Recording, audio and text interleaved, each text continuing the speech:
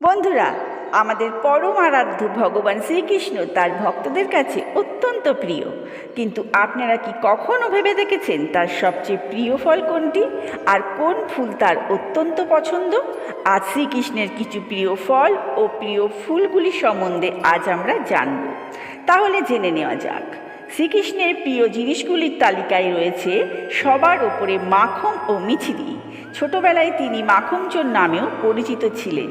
তার বাল্যলীলায় তিনি সখাদের সঙ্গে মাখন চুরি করে খেতেন, তাই তাকে মাখন মিছরি নিবেদন করলে তিনি অত্যন্ত খুশি হন।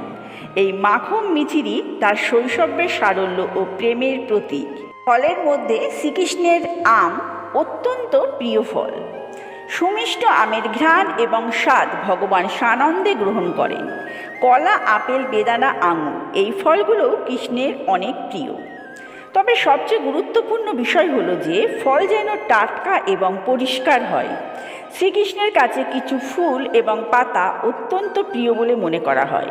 যেমন ভগবান শ্রীকৃষ্ণের কাছে তুলসী পাতা হলো শ্রেষ্ঠ নিবেদন। তুলসীকে দেবী বৃন্দারূপে শ্রীকৃষ্ণের অত্যন্ত প্রিয় মনে করা হয়।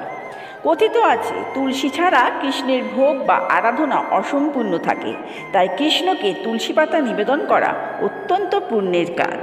ভগবান শ্রীকৃষ্ণের কদম ফুলও অত্যন্ত প্রিয়। কদম গাছ এবং কদম ফুল বৃন্দাবনের সাথে জড়িত। কৃষ্ণের রাসলীলার সময় তিনি কদম গাছের নিচে বাঁশি বাজাতেন বলে প্রচলিত আছে। কদম ফুলের সুগন্ধ ভগবান কৃষ্ণকে আকর্ষণ করে। এছাড়া যে কোনো তাজা সুগন্ধ ফুল, চম্পা, মালতী, জুঁই, গোলাপ এগুলোও কৃষ্ণের প্রিয় ফুল। বন্ধুরা, ভগবানের কাছে কি নিবেদন করা হচ্ছে তার চেয়েও বেশি গুরুত্বপূর্ণ হলো কীভাবে নিবেদন করা হচ্ছে। ভগবান শ্রীকৃষ্ণ নিজেই শ্রী ভগবদ্গীতাতে বলেছেন, প্রতং পুষ্পাং ফলং ত্বয়াং যো মে ভক্তা প্রযচ্ছতি। অর্থাৎ যে আমাকে ভক্তি সহকারে একটি পাতা, একটি ফুল ও একটি ফল বা জল নিবেদন করে, আমি তার সানন্দে গ্রহণ করি। তাহলে বন্ধুরা, আজ আমরা জানলাম ভগবান শ্রীকৃষ্ণের প্রিয় ফল ও ফুলের কথা। মনে রাখবেন, ভগবানকে খুশি করার জন্য দামি জিনিসের প্রয়োজন হয় না, প্রয়োজন শুধু শুদ্ধ মন, ভক্তি আর নির্মল ভালোবাসা। এগুলোই ভগবানের কাছে সবচেয়ে প্রিয় এবং তাতেই তিনি সবচেয়ে বেশি প্রীত হন। বন্ধুরা, যদি ভিডিওটি ভালো লেগে থাকে তাহলে অবশ্যই করে লাইক, কমেন্ট, শেয়ার করে দিন এবং এরকম ধরনের ভিডিও পেতে চ্যানেলটিকে সাবস্ক্রাইব করে আমার পাশে থাকুন। আজ এই পর্যন্ত। আপনারা ভালো থাকুন, সুস্থ থাকুন।